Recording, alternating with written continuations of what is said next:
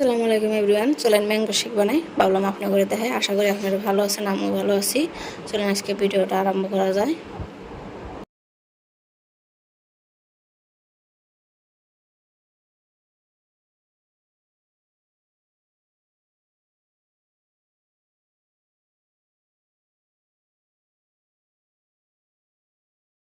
এই ধরনের করে পিস পিস করে কাটে নেবো, কাটে না ব্লেন্ডারে দিয়ে দেবো।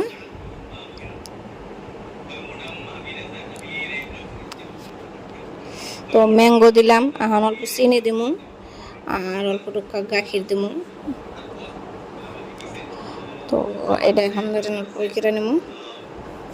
ধরুন যখন 5 মিনিটের মতো, বেশি লাগে না, মানে পিস কেটে নিছি না, তো অল্প তো হয়ে যাবে আর কি। যে দেখেন আমার অলরেডি রেডি হয়ে গেল। তখন আমরা বেঁচে দেখেন কি সুন্দর দেখতে গেলা হয়েছে।